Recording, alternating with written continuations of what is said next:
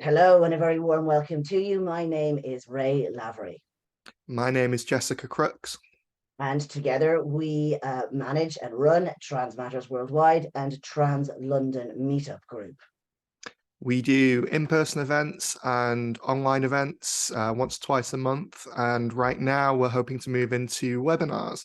We're bringing in experts and trying to educate.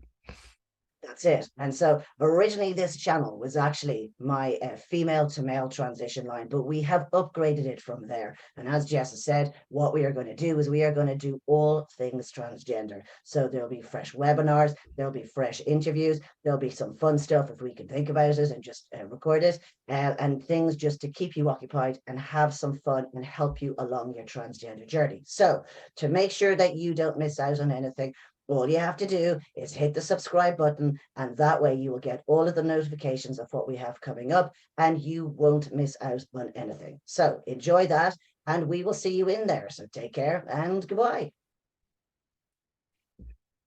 Again, hello, you're very welcome. My name is Ray, and also I have Jess with me. Together we run this group. Today we are beyond thrilled to have the wonderful Stephen Davidson, who is he is just an absolute superstar, and he is himself. He is a professional vocal trainer, a trans man himself. He also runs the London Trans Choir and has had. Let's be honest, you have like over 20 years as a musician and doing stuff like this, so you really know your stuff, Stephen. I'm right in that, yes. I think so, yeah. For stuff. Now, if you are by any chance watching this on the replay on the YouTube channel, clearly you can't post a question, but what you can do is put a question in the comments section, and we will be able to get your questions answered from there. And that is as simple as that. And also Stephen's contact details will also be in those in the description of the video. But for everybody watching live, we're going to just give them to you now. So there we go. So Stephen, a very warm welcome. Thank you so much for agreeing to do this. We are thrilled. So thank you. So shall we just hand over to you? Sure, by all means. Beautiful. So as a quick disclaimer, this slideshow is made for a 4-hour long masterclass that I run. And I've not edited it, so I'm just going to flick through some highlights, basically, to get you a few things that I think come up a lot for folks with this kind of thing. So when we're thinking about a transfemme voice or a feminine voice, I think most people right off the bat are concerned about pitch. And it's not a bad thing to be thinking about, but I would love to gently suggest that there are other things that are important as well. And when we think about how our voice comes across and how we want it to sound. So if you're changing your voice, measuring your pitch is a great sort of baseline step. But I would love to gently warn you that some of the apps that are measuring your pitch are just needlessly gendered. There are even some that have like a pink line and a blue line, and it's just a little bit much. And I would love to say that that's a little bit of nonsense anyway, because lots of cis women have low voices and lots of cis men have high voices. Those kind of ballparks are based on averages, and it's kind of like saying men are taller than women, which statistically might be true, but it's not necessarily useful information to you as an individual. When we're thinking about pitch, we're kind of thinking about usually raising it by a couple of little steps to somewhere where we're lifted to the top of our comfortable speaking range. You don't have to go higher than your comfortable speaking range. And when we're modulating our voice, we should never be physically working hard to make it happen. If changing your voice feels like it's a strain or you're really tired after not very much speaking, something's going wrong. Stop it. Find a gentler way forward. So that's the first thing. When we measure pitch, I'm getting a little keyboard out just to demonstrate. One of the easiest things to do is to just download a free keyboard app, of which there are many. Just try counting to 5 1, 2, 3, 4, 5. I just kind of poke about, find a note. Yes, I think that's about where I was speaking. And then try starting a couple of notes higher. So here I am, 2 notes higher. It's okay if you don't play the piano. You absolutely don't have to learn how to play the piano. The apps will label all of the buttons, and then you just have to remember which one you were pressing. No musical literacy required, I promise.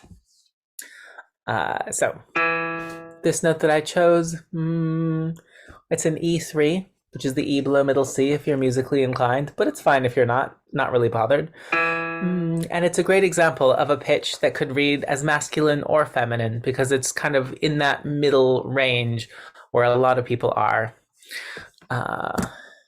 There we are.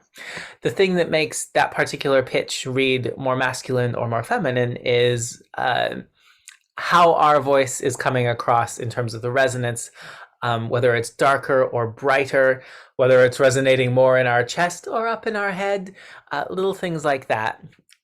Have a lot more impact than pitch. So this is kind of where we want to be putting the majority of our work in. So for example, here on an E, if I make my sound quite bright and heady, although it's not a super high pitch, this is definitely enough to get me mammed on the phone. Trust me, I've checked. And although I'm not going to change the pitch, so this is still an E, making the sound a little bit darker and bigger and more down in my chest will absolutely get me sirred on the phone, although I've not changed the pitch. Hopefully that makes sense and you can hear it. I don't see heads nodding because of the format of this, but little things like that are things that have a big impact on how our voice comes across, basically. So right around here, we have our larynx. It's a big sort of bit of cartilage. And inside that, our vocal folds live. So this is where the sound of your voice is actually coming from. And all of the muscles around that, all the cartilage, it's really flexible. Our larynx can move up and down. It can tilt forwards and backwards. You can physically pull it back and forth. And the space above it, the pharynx, that big kind of open tube, changes shape in every which way as well. We can make it really tiny. We can make it really big, like when we're yawning. We can move our larynx to make that whole shape different. And because those are so flexible, we have lots and lots of options of ways to safely change the resonance and placement of our voice. I think something that I see a lot when folks have done voice work by themselves, they've looked at YouTube videos, they've tried the pitch measuring app, is I see people trying to put their pitch too high and straining themselves.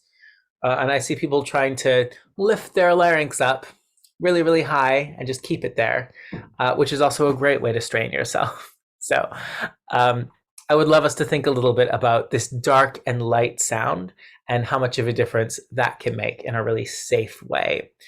I don't want anyone trying any of this to strain their voice. So if you're someone who's been working really, really hard to get your pitch all the way up into a bright, feminine spot, heavy air quotes, because what is a feminine voice anyway? Take a moment, have a breath, keep your pitch somewhere comfortable, keep your larynx somewhere comfortable. You just get the one voice for the rest of your life. Please take care of it. So a smaller resonating chamber will make a brighter sound even at the same pitch. So that's kind of what we were demonstrating with the tight, bright sound and the big, dark sound. And all I'm doing there is changing the shape of the inside of my mouth. So just for fun, have a big, giant yawn first, just to release all of those muscles. If you can't make yourself yawn, you can just pretend to yawn. Opening up those muscles will do the same thing, so don't worry about it. Just to feel all of that stuff. And we're going to try a couple different vowel sounds. I'm going to use this E because it's a nice middle note. If it's too high or too low, you can choose a different note for yourself. But you're just going to try singing first. Ah, just a big ah sound. Notice the shape inside your mouth. Give it a go.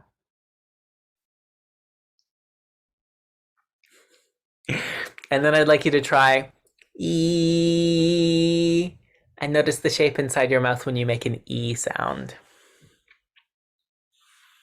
Nice. So when we make an E sound, the shape inside our mouth, it's a little bit flatter, it's a little bit wider, and it's quite small. Our tongue kind of lifts up to make that E sound. Our cheek muscles engage a little bit, and our whole mouth gets quite thin and wide, right? Do it again. Just feel what that feels like. E. And then just for fun, see if you can say a couple of sentences keeping your kind of default mouth shape in that E kind of shape. We don't need to change our pitch wildly, but if we have this kind of small resonating chamber, you should already notice quite a brightness sneaking into your pitch, into your tone. Whereas when I'm working with people who want a kind of darker sound, it's more of an ah sound to get that darkness. Take a moment, try both if you're comfortable, see what it does to your speaking voice. I'm going to skip this just because we do not have time. Also, you can Google how breathing works.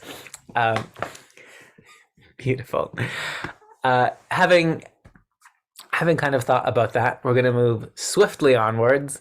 Pardon the very truncated explanations of these things. It's usually a 4-hour slideshow. And we're going to think a little bit about heavy versus light vocal fold closure. So when our vocal folds come together to make a sound, they kind of slap together like this. It kind of looks like this,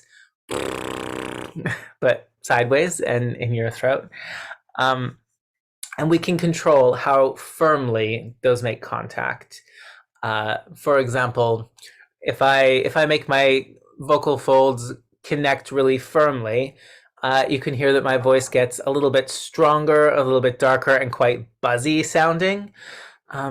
Whereas if I let them connect really gently, you'll notice that my sound gets really soft and light and a little bit airy. You can tell that you're doing this and not just whispering, because if you put lots of air through, it's just going to get breathy, but it's not really going to get loud. A lot of transfemme folk who are starting on their vocal journey start with a really light vocal fold closure just because it's a very fast and easy way to cut a lot of low sounds out of your voice. There are obvious drawbacks, volume, but we'll get to that later. Just for fun right now, if you'd like to try a thick closure, you can find it by saying uh-oh or 8 and really feeling that buzz right here in your larynx. You can put your fingers on your neck to double check if you want to feel that kind of uh-oh, thick, buzzy sound. And if you'd like to try a thin or light vocal fold closure, you can think about saying, oh, like you've just seen a kitten or a baby or whatever you think is cute, no judgment. Have a little oh, and see if you can say a few sentences speaking with that really light vocal fold closure.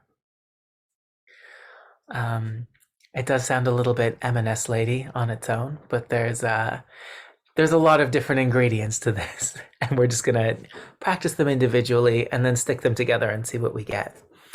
If we use our kind of E mouth shape and our gentle vocal fold closure, those two things already, without changing the pitch, will make it the sound fairly light and bright. And hopefully it's not too much physical effort to do either of those things.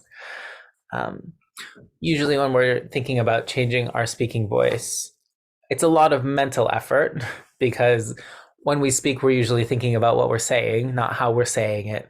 So finding that extra little bit of focus to change how we're saying things can be really mentally fatiguing. And if your brain is really tired at the end of a day of this, that's completely fine, totally to be expected.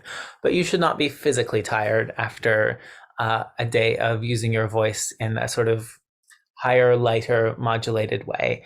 If it's exhausting you, something's going wrong. Beautiful. Moving swiftly onwards, the webinar is mostly going to be things that you can proactively try right now. Hopefully that's what you came here for. So the way that we use our voice melodically varies a lot around the world, and broadly, if the more wider a range and more expressive the inflection of a voice is, the more feminine it will read. I've exaggerated that grossly for clarity. A really good example of this is when we're listing things or when we're emphasizing particular words. A voice that reads more masculine tends to use volume for emphasis, and a voice that reads more feminine tends to use a lift in pitch for emphasis. This is true in English in most parts of the world where it's spoken. If you speak a tonal language or something completely different, take this with a grain of salt. But for us, if I were going to say, the meeting is on Tuesday, and I wanted to do it in a really feminine way, I might go, the meeting is on Tuesday. And if I wanted to really emphasize the volume, I might go, the meeting is on Tuesday. So it's not completely robotic to do the masculine version, but it's a little bit more volume oriented, and the one that will read more feminine for most folk is a little bit more pitch oriented. You can practice that just by counting to 5 and then counting to 10. So I'm going to keep my E3 because it's a nice manageable pitch for most people. To check on our pitch, just to start with, we can start counting. 1, 2, 3, 4, 5. Okay, good. I've got it. And then let's try 1, 2, 3, 4, 5, 6, 7, 8, 9, 10. Just to consciously lift the pitch and have it come down. Give it a try. See how it feels. You might find that getting a big lift up takes a little bit of work. You might find that you need to make your voice quite light to make it go that high without straining. But the need or the option of having this big inflection and pitch range is another reason why you shouldn't put your speaking pitch up as high as you possibly can, because then you've got nowhere to go from there. So we want to be just on the high side. And then if I wanted to move my pitch up and down while I was speaking, for maybe to emphasize the important words, I would have lots of room to kind of lift up as much or as little as I wanted to do that. If that makes sense. I hope it makes sense. I see the chat thing numbers going up, so hopefully there are thoughts and questions that we can look at later. A lot of these things that sort of make a voice come across more feminine will feel natural to some people and not so natural to others. And they're all just here for you to experiment with. If you took every single tool that we have to feminize a voice and you did all of them to a 10 out of 10 all of the time, you'd absolutely sound like a cartoon character. So it's not a test. It's a bunch of little different ingredients. And if the big lift in emphasis feels like a natural way for you to express yourself, great, go for it. If it doesn't, that's fine. I don't feel like we owe the world any particular type of feminine or masculine voice. Great. Oh, that's exactly what I was going to say. You don't owe the world any particular kind of voice.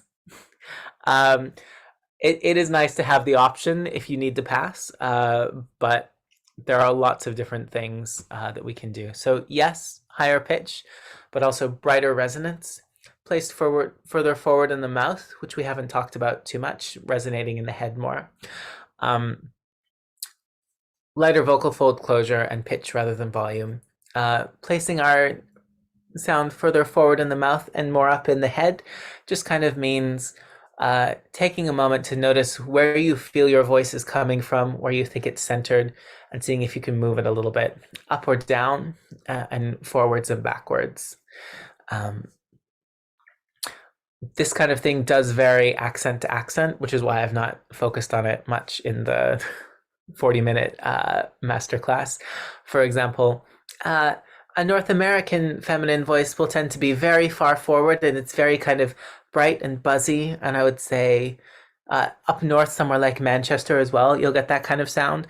Whereas if you've got sort of a posh British accent, you kind of want it to go up, but not too far forward. It's that kind of lighter M&S lady kind of moment where it kind of stays back here.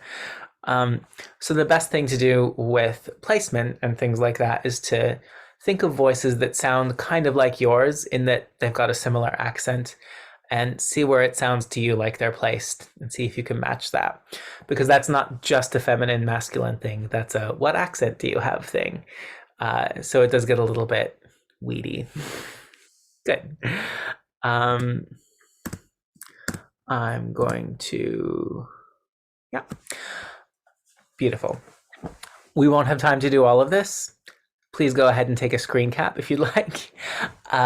But if you're doing some voice work, I warmly recommend taking a moment to do a bit of a warm-up that involves a little stretch of our shoulders. Give yourself a neck roll, give yourself a neck massage, give your jaw a little rub, give the base of your tongue a little rub, have a tongue stretch. Have a big yawn. And that's firstly because physical tension is definitely the enemy of good voice technique. But it's also just to kind of mentally check you into your body so that you're noticing what's happening. We have a sense called proprioception, where we know where the bits of our body are and what they're doing. So for example, if I put my arm out, I still know where it is, even though I can't see it. And perhaps unsurprisingly, a lot of trans folk struggle with this sense in particular, because I think a lot of us have that kind of, I'm just a brain in a jar thing to cope for a long time. So when we start thinking about something like voice, where it is a little bit more embodied and a little bit more about noticing what's in there and what it's doing and how it's working, sometimes it's really helpful to just take a couple minutes to sort of remember you have a neck, say hello to it, get those neural pathways going. Beautiful. This we've done. Beautiful. Here are a couple of extra exercises that work really nicely for adjusting resonance, placement, and inflection. The A, E thing, E is the one that we did earlier. You already know that. It's great. Inflection, emphasis, thin versus thick vocal fold. We've done all of that. It's going great. I will introduce you to big dog, little dog, because it's a really nice one. Sometimes big dog, little dog can feel like we're dialing it up to an 11 out of 10. So definitely think of it as a skill rather than here's your new voice. But let's have a think about it. So first, let's all try panting like a big dog. You make a big open space here to make that. You've got lots of big warm open air. And if you were going to try and speak with that kind of big dog voice, it would be huge because you'd be giving it so much space to resonate and so much air, right? And now let's try panting like a little dog. Like if you're a Chihuahua, how do you make that sound? And then if you wanted to try and kind of speak with that Chihuahua kind of placement, all of this becomes really quite small and our breath is going quite quickly. It's a nice cold, fast air that we're using to do that. And we're also using our cheek muscles a little bit kind of naturally as we made that face to be a small dog. It's okay if you didn't use your cheeks, but we'll talk about that later. The little dog pant is a really nice kind of shortcut to making all of this space a little bit smaller without straining too hard. So that's a really great fast find that placement kind of exercise. And the last thing on this list that we haven't really talked about is smile tone. Smile tone is definitely one of the ones that I'd like you to take with a pinch of salt. Smile tone is literally how your voice sounds when you're smiling. We're engaging our cheek muscles quite a lot. You'll hear that it makes my tone quite bright. You can almost hear that I'm smiling. It's a very sort of customer service sort of voice. Irritatingly, this is one of the best ways to get your voice read as feminine, is just to constantly smile, thanks to the patriarchy. But oh boy, does it work. If it's not for you, that's totally fine. But as a vocal skill, try squeezing your cheek muscles a little bit. It can be a kind of Mona Lisa smirk. If you don't want to grin like a maniac, that's fine too. It's mostly these kind of appley bits of our cheek that we want engaged. And what that does is it helps bring our sound forward a little bit. And if smiling constantly feels a little bit odd, that's fine. Try saying some really bland or snarky things in that voice, just so that we're not completely giving into the patriarchy by doing this. It's a really interesting tone. It suits some accents better than others because I'm Canadian. I can get away with quite a lot of it. We're a smiley peoples. If you're British, it might make you feel slightly odd to walk around grinning all the time because broadly y'all don't do that. But that's a great thing to experiment with as well. So try squeezing your cheek muscles, say a couple of nice, boring sentences, and see how it changes your sound. Yeah, this is me giving you a second to try it. Beautiful. I think, yeah. We can practice a little bit of inflection as well, if we'd like. Lists of things is a great way to practice that extra little lift in pitch. So for example, if I said, I went to the store today to buy some apples, some pears, some bananas, and some bread. And I'm exaggerating for clarity, but that extra little lift on everything in our list, and then going down at the end, just so that we can see, yes, we're finished talking. That's a great way to practice. Having words that you'd say to kind of agree or have thinking sounds like or also lift up in pitch is a great way to kind of keep that inflection and that expression moving throughout the day. And you can also practice picking a nice sentence or two and just saying it with important words lifted up in pitch a little bit. I walked my dog today and we went to a nice park. Just as an example sentence. It doesn't have to be interesting. Mine wasn't. If you feel awkward practicing voice and you're not quite sure what to say, you can also just pick up a book and read out of it. Some people find it much easier just to babble about anything at all. Some people find it much easier to read. So either of those is fine and good and correct. Gorgeous. All right. I have one more skill for you to try.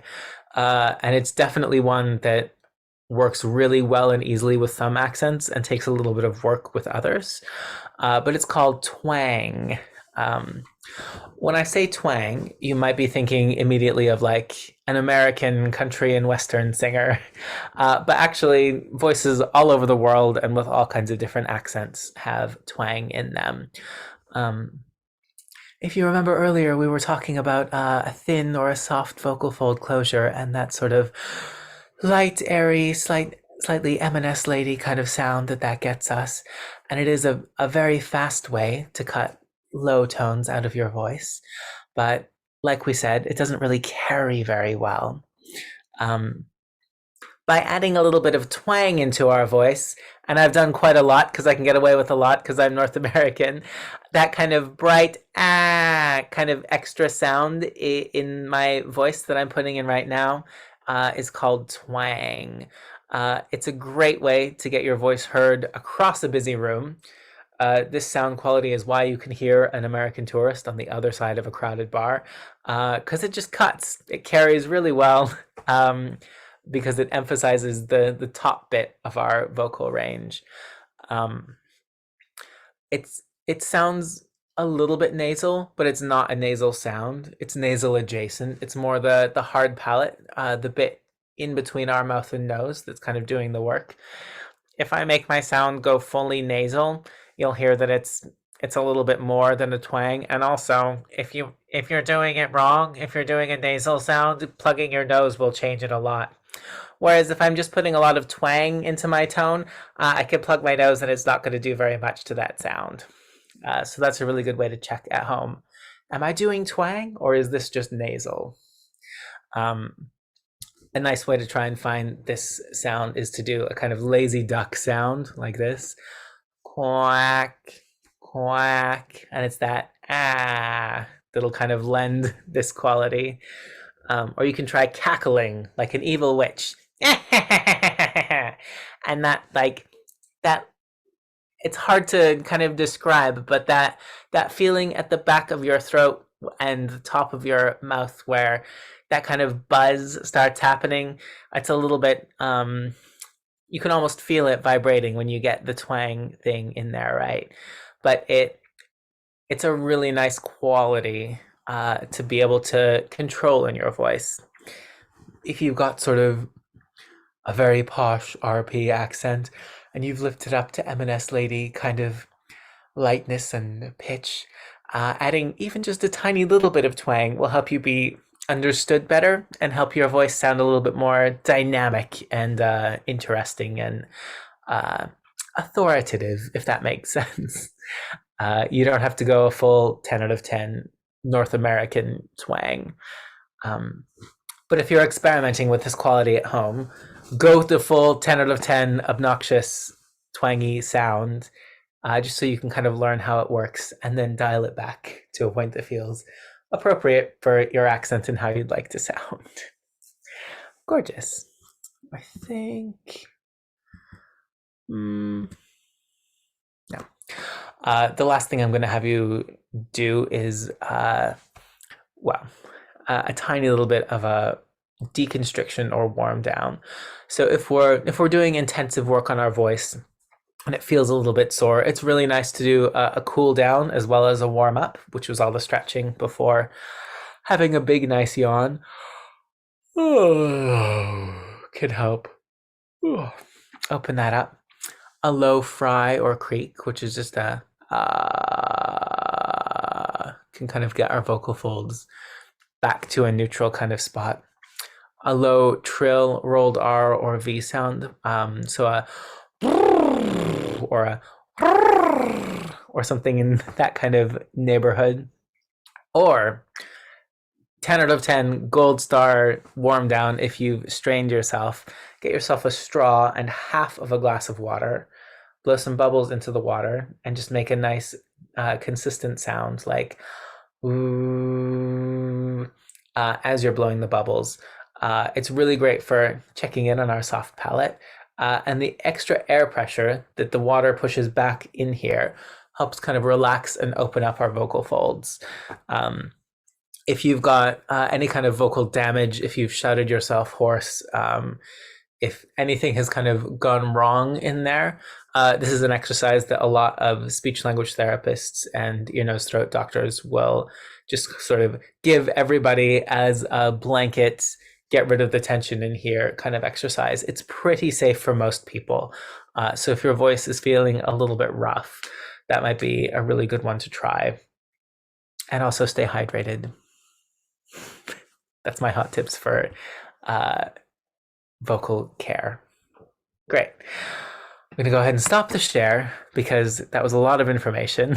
It's the highlights of a 4-hour slideshow, so possibly it was a little bit too absorb. But I see there's some comments and questions. There certainly are some comments and questions. Firstly, Stephen, thank you so much for that. It's very clear you're very practiced on doing that one, by the way, because it just that was just fantastic. Well done. I actually, just as I was listening to you and all the different exercises, it literally blew my mind. How on earth are you supposed to remember all of this? Like there was like so many things to do. I mean, I mean, have you any advice on what I mean, is it like just take one thing, get that right, move on, like, or what would you say? Yeah, well, thankfully this has been recorded. Go back, watch it again, make some notes. I kind of think of modulating your voice as sort of like spinning plates at a circus, where any one of them by themselves, if you focus on it, you can get it. It's fine. But just the practice of getting these things happening at the same time is sort of it's where the work of it comes in, really. And again, it's mental work, not physical work. You shouldn't be physically tired after doing any of these. But yes, it takes practice. Okay. And so in your experience then, because I'm very sure that I mean I'm talking here, probably pushing me Jess asking all these questions. You know that at the early stages, this is obviously something that a translator is going to be very, very conscious of, is that, you know, the vocal changes. And I know we certainly hear it a lot within our WhatsApp group. People say, they message me stuff like this all the time. I'm sure they do with you as well, Jess, you know. So I know it's very much in the forefront. And because obviously for trans ladies, the voice doesn't change because of the, you know, hormones that get put in the body. So this kind of stuff, I can see why it's such a big thing. But what would be the biggest one of these that's going to have the best effect for the majority? If that's, I know I'm asking you sort of like how long is a piece of string, basically. But if you get the idea, like what would be the one thing that would be the core base of it? Completely depends on what your voice is when you start. If you have quite a low voice, I would say to start with the light vocal folds, just as a way to quickly lighten that sound. And if you have a sort of neutral kind of sound, I think thinking about placement and like that vowel shape thing of the ah, e, and engaging these muscles is probably the lowest hanging fruit. Right. Okay. And is it right? Because I know you did have a slide in projection that you skipped over, but when you soften your voice, is it, am I right in thinking that it automatically feels like it's going a little bit higher? Like, does that like less, I suppose, wind or air going through the vocal cords concentrates on the higher end? Am I just guessing on that one now, or? So a lot of this is really interesting because the way that we do our placements and that lightness changes our perception of pitch, but it doesn't actually change the pitch. So if I take my faithful E3 and I speak at that E3 with really thick vocal folds, and then I speak on that E3 with really thin vocal folds, I've not changed the pitch of that, but going back to the kind of thicker sound, it does change a little bit how we hear that. And that's one of the reasons why you shouldn't get too preoccupied with pitch, because lots of other things are important. Okay. I think that's very good advice, actually, because I think it's this, the height is what most people think of. And, you know, and I can understand being very upsetting if you're not hitting the levels that you think you should. But again, I mean, I think your point at the beginning is that men, cis men and cis women sound very different and are very different pitched. And certainly because I knew we were doing this webinar, I was listening to people as I was walking by the street, and you're dead right, you know. There are so many people in all kinds of different areas, but they still sound either male or female. And I guess it's the other parts that you were talking about that very much comes into play with that. Absolutely. So even if we're thinking about singing training, the difference between an alto and a tenor in terms of range is tiny. Doesn't even matter really. They can hit most of the same notes. But an alto will be trained to use a lot more head and mask resonance, and a tenor will be trained to use more chest resonance.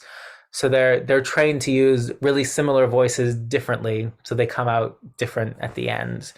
And it's a conscious thing that we do in voice training, but we do it kind of subconsciously when we learn to speak, just by looking at how men speak and how women speak. Okay, okay. And actually, just following on with that, a question in here is if you could explain resonance as to how that works and how you know the difference, I suppose. Yes. So resonance is basically all the stuff besides pitch about how your voice sounds. Um, if you imagine a violin and then you imagine a cello, you can imagine them playing the exact same note, but the violin is going to have a high, bright sound, and the cello is going to have a big, dark sound, even though they're playing the same note. And that's because they have different resonance. It's because the violin has a small kind of space for the sound to bounce around in, and the cello has a big space for the sound waves to bounce around in. So it just comes out with different qualities. So it's those qualities. Right. So, but we're not talking in this case about lung capacity. Are we talking about sort of like the vocal cords and I suppose the space in between the actual chords themselves, or is that Yeah. about Well, right? so just here, we've got this kind of lumpy bit in our throat, the larynx, where our vocal folds live. And then up above that, we've got a big empty space called the pharynx. It's the tube that goes up into the back of your mouth. And that's the thing where we can change a big amount of space. We can make it really big if we kind of yawn. You can feel when you yawn, your soft palate goes up and your tongue comes down and everything kind of opens. And we can make it really small if we move those muscles in the opposite direction. That's kind of what we're doing with the e kind of thing, where we're changing the shape inside our mouth, and therefore we're changing the resonance, like changing the shape of your string instrument from a violin to a cello and back again. Okay. All right. So we can control that to a degree. I mean, it's very conscious doing this, though. Yeah. I mean, the O and the E. Okay. Yes. And that's fine when you're sitting here listening to a webinar. But when you're walking down the street, you're probably not going to be thinking about that. No, and that's where the practice comes in, really, to bridge something from understanding the concept to using it consistently in your day-to-day life is where the time and the work comes in. And even if you only practice for 5 minutes, practicing every day is really, really helpful for that, because what we're looking at is muscle memory. So the frequency with which you practice becomes really important. Okay, so over time it becomes sort of muscle memory, because I mean, again, there was a comment and a question in here is like, I find myself slipping into boy mode, instead of, staying in that female range. And, I guess what you're really saying, I guess, thing is like, there's no shortcut on this, is that you have to put in the time and make it a new habit. Yeah, absolutely. If there was a magic wand, I would absolutely wave it. But because when we speak, we're thinking about what we're saying, it is muscle memory and habit, and that takes a little bit of time. And I think also we use our voice differently in different situations. So there's a lot of emotional memory around that as well. If you have a particular way that you're used to using your voice at work, or if you're talking to a kid or a small kitten or something, that takes a bit more time to work your way around. But it is just Okay. practice. Okay, all right. And so another question in here was, how long would you say is a good idea for a practice session? Anywhere from 5 minutes to an hour, depending on where your voice is at and what your goals are. It doesn't need to be an hour. I would say an hour, if you're a singer, is a great way, is a great amount of time to be practicing. If you're looking at speaking voice, 20 minutes, 30 minutes. But you can also practice just out and about, ordering a coffee. We use our voice all day. And I think starting to use your voice as you'd like to use it in kind of low risk situations, like at a store or with a friend who knows that you're working on your voice, is a great way to get that in. And that still counts as practice too. Yeah, yeah. Do you know, because I have to say that the whole thing about practice, I think it's back to the idea of making it a habit. So if you sit down and say, right, for 20 minutes, we're going to sound like a woman, right? But then, there's 23 hours and 40 minutes left in the rest of the day, where you're not thinking about this. So I suppose it's not just training your voice, it's training your brain. Yeah. So probably a little bit of little and often. So I really like that idea of, try it in a shop. It's a bit like learning a new language, like where you're kind of embarrassed a little bit, going, oh God, I'm going to sound terrible. But, trying it out there, and you get away with it, you're kind of a bit like, yes, all right. It helps to build the confidence. Yeah. And if it doesn't go perfectly, it's some person at a shop. They don't know you. They don't care. It's fine. Yeah. Right. Yes, but I suppose, well, this, all of this is about us feeling better, really, as an Yeah, individual, you know, exactly. which is fantastic. So there was a question in here, and I think I almost need to get an explanation on this question, because the question was, what is the best accent for modeling? But my understanding of modeling is you won't be talking if we're talking about a catwalk type of a modeling. So I'm not sure if I understand that question, but maybe you do, Stephen. I think they're looking for accents to copy and mimic.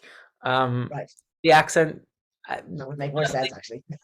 the answer is usually your accent, because I think for most of us, we want to sound like ourselves at the end of the day. Um, yeah. Um, they've said, yeah, behavior modeling law. Mm. Um, I mean, there's some exceptions. I have a student who's from New Zealand, and a lot of the stuff that would sort of typically feminize a voice made her sound like she was from Australia, and she did not like that. So we're learning an American accent to get around it. Okay. But most people, I think you want to sound like a version of yourself. So I would think about find a voice or two that have a similar accent to you that you like, Mm. and work towards that kind of sound. Yeah, because in fairness, there's already a lot to learn here, and then suddenly to try and speak in a different accent at the same time. First of all, apparently every time I do that, I just sound like I'm Indian, so that definitely isn't going to work. But one step at a time, and then if you decide, well, I'm going to take this to the whole new level and have a whole repertoire of accents that you can pull out at different parties, fantastic. I'm up for it, Yeah. It's the But I same, take the point. but yeah. Yeah, brilliant stuff. So another question's come in here, and I kind of want to ask it as well. So, when a person is feeling tired, that their voice drops a little bit, because of that, because they're just tired, I guess, not concentrating, or their voice drops a bit, which is very understandable. But I'm going to add a little bit onto that. What about sort of when we're having maybe a more emotional conversation, like perhaps angry, where we tend to speak in lower tones? How Yeah. how do you feel about those two things? Um, well, so being tired vocally, or just mentally can be why that voice kind of drops down a little bit. I wouldn't be deeply worried about it. Excuse me. Taking a little bit of vocal rest can sometimes help. Just decide for half an hour you're not going to speak. Make sure you stay really hydrated, because a dry voice can get kind of scratchy and also drop a little bit lower, Mm. because we tend to lose the top and bottom of our range when we get really dehydrated, and those vocal folds get irritated. So Mm. lots of water. Um, but also, yes, voices change throughout the day. They change with the emotion that we're feeling. To an extent, that's natural and always going to happen. But the more our default voice shifts, the more our emotional voices will shift to kind of match it, if that makes Mm. sense. Mm. We've Yeah. got some questions in the Q&A panel. One question, what would be best to work on if you're trying to develop a singing voice? Because I know there's, a lot of my trans friends are singers also. How would you achieve that, you think? Again, sort of completely depends on what kind of voice you would like. If you're happy singing with a low voice, go for it. Absolutely allowed. If you're looking to kind of increase your pitch range upward, I would say, rather than trying to make little steps up, make a big jump and then come back down. So when we sing kind of down here, we're singing with our full voice or our chest voice, where our vocal folds are making full contact. And when we think about being up here, that's our head voice, which we don't usually speak in because we'd sound a little bit silly. When we're up in that head voice, it's not actually your vocal folds making full contact. It's just the membrane around those vocal folds that's making contact, which is why it sounds suddenly so much lighter when you get up to that range. Typically, people with lower voices don't use that range very much. But if you're looking to extend upwards, that's where you have to develop. So I would spend a lot of time up in that kind of head or falsetto kind of range, and letting that kind of gently develop, getting really comfortable up there. Because when we want to bring our chest range up, and I'm sorry if these are slightly technical terms for the non-singers, but No, not at all. when we want to bring that range up and up and up and up, it can kind of get really thin if we don't also bring our head range down to overlap and have a kind of mix. So that top bit of your voice is what you need to work on if you'd like to have a full and flexible higher range. Okay. So the next question is 100% definitely how long is a piece of string? I know that prior to answering it, but it would be good to have it down on video. One of the questions is, how long do you think it would usually take to achieve a passable voice for male to female trans people? I mean, firstly, let's unpick passable, because I feel like we all have slightly different ideas of what that means and why we're doing it. 100%. I think in the UK right now, sometimes it's a little scary to not quote unquote pass as cis purely for safety reasons. But I do think that it's important to acknowledge it's totally fine and valid to be a woman with a low voice, or vice versa. So for me, the goal is, when you open your mouth and say something, do you like, or are you at least fine with how your voice sounds? And lots of cis people don't like their voice either, but they also could benefit sometimes from a little bit of voice work. The answer is anywhere from 10 minutes to 3 years. Hope that helps. Great. I think most of this is down to how much conscious effort are you going to put in to practicing the various different efforts, and then not just practicing at that 20 minutes a day thing, it's putting it into use on a day-to-day basis. And I think over time you'll just get a feel for it yourself. Do you know what I mean? You know, and it's at the end of the day, you're not in somebody else's head. They're not sitting there going, oh, that lady sounds like a man. They're probably not even conscious of that. And so you're probably way more conscious of it than they are. It may not even have entered their head in the first place. So I would suggest that it's much more along the lines of, when are you feeling comfortable? You know? And I think in the same way as just walking down the street as a trans person, most people are not looking at us as hard as we're looking at ourselves. They're just going about their business most of the time. Ooh, excuse me. It's been a long day of talking and I have a bit of a cold. But I'm going to blow some bubbles and hydrate after this, so it'll be fine. Okay, so another one in here, it's I guess we've kind of covered it a little bit with this of the accent thing, but is it a good idea to try and mimic a female singer that has a voice in a comfortable range? And that's kind of, I guess, a myth. Is there any truth to that? Depends what your goal is. If you're not straining for the pitches, that's absolutely fine. Like I've said before, we tend to train female singers, particularly if you're thinking about classical training, but it's also true of like pop and musical theater and such as well, to use this bit of our resonance quite a lot. We call it mask resonance. And when we send the sound forward to there, it gets quite bright, and we get a lot of the higher kind of overtones, and vice versa. If you took voice lessons kind of with a low voice, you'll have been pushed to really develop your resonance down here and have like a nice, warm, comfy, chesty sound. So in terms of just placement and quality of resonance, yeah, absolutely go ahead and mimic them. I remembered something else I was going to say about passing. Sure. One thing that a lot of people specifically have trouble with is the telephone. And it's not just the lack of visual cues. It's because the microphone specifically compresses your voice. It cuts out the top and the bottom bits. So it equalizes everyone a little bit, but it also means that it's a lot harder to hear nuance. A lot of people who have no problems anywhere else will still kind of be getting surd on the phone and getting really quite frustrated about it. Irritatingly, the best way to counter that is to just smile like a maniac whenever you're on the phone. Get these muscles really engaged. Because of the way the microphone works, you have to dial it up to 11 out of 10 to read the way that you would like to be read. And that's true of transmasc and transfemme people, just because of the way the technology is designed. We have one last question from Philippa here. Is there a way for male to female people to learn the increased amount of inflection that's more sort of typical in cis women? Is there sort of a model to follow? Kind of like with the accent thing, it depends how you'd like to sound.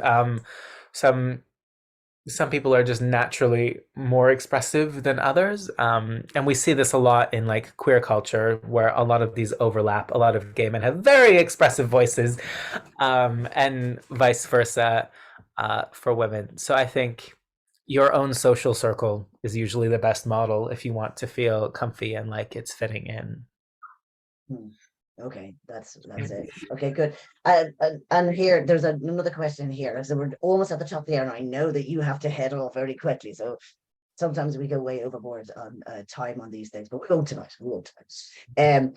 So a question here is, and this is an obvious one for you, Stephen, is, are there any other resources that you would recommend, or books that you would recommend for, people looking to sound more femme? Yes, I mean, I recommend my own website, London Trans Choir. There's some blogs on there. I also do longer masterclasses and one-to-one work. I'm looking at, over the next year, putting out some longer online resources, sort of like videos on specific topics and some downloadable things. The best way to find those in future will be the London Trans Choir website, or there's a trans.voice Instagram that has that as well. There's also a book, which I have nothing to do with, but recommend, called One Weird Trick. It's called what? Sorry, say it again. Called One Weird Trick. Okay, excellent. I have it to hand, but I don't think it's here right now. Of course, I want to know what the one weird trick is. It's all of these things and lots of practice. Persistence. Yes. Yes. Maddeningly, I've forgotten who wrote it, but it's sort of a like pinky lilac-y, about that big, One Weird Trick in gray letters. It's great. Recommend it. There are a few books that are more geared towards like speech language therapists and kind of techie things like that by Matthew Mills. If you are a speech language therapist or similar, I would recommend those. If you are just a casual voice user, I would recommend One Weird Trick. Okay, all right. And I think the from what I'm listening, there's a load of stuff here, is to keep it simple. Start small and build on that. Am I right in that? Yes. Yeah, absolutely. Try all of the stuff that was in the webinar and pick the thing that felt like it did the most, or like you like the sound of most, integrate it, and then add another thing later. Yeah. Okay, I love that. And if somebody wants to get in contact with you, I know that you gave the Trans Choir website, but is there an email address or a specific URL that people should go to? Yes, I can link it into the chat if you'd like, but it's just Trans London Choir and London Trans Choir, and then you can click on contact, and there's my email. Very good. And I suppose it's worth mentioning that you also do coaching, individual private coaching, isn't that right, for people? I do, yeah, absolutely. Okay, so there you are. So there's loads of options for you there, lovely people, so that you can get all the help that you need. And I think, first of all, I'd like to say, Stephen, thank you so much for taking the time this evening to speak to us, to giving us all of those tips. I'm going to have to watch this again because some of that went so fast. I'm like, oh my God, that's a load of stuff. And it would take me a while. Now, I'll be honest, I'm obviously going to do the opposite, but I'm also curious to see if I can go high, because one of the things I can't do anymore is go high anymore. So maybe this would actually be a really cool thing to try. So I have to say thank you so much for your time, for sharing, for answering all of these questions, for being available, for doing everything that you do. It's absolutely wonderful. Myself and Jess have been delighted to be here with you this evening. And there's been lots of activity and stuff from people on the chat. So wonderful. Thank you so much. You're amazing. Thank you so much for having me. I know, we're delighted. Absolutely delighted. So there you are, guys. Thank you so much for joining us today. Please enjoy yourself, no matter what you're going to do next. We will see you on the next webinar. We have, as always, a whole bunch of these things coming up. But like I said, if you want to get through to Stephen, you know how to do it. Look, if you're watching the replay, look down below because all the details are there. Yes, enjoy yourself. Take care. Thanks for being here. And goodbye, everybody. Take care. Cheers. Thank you. Bye.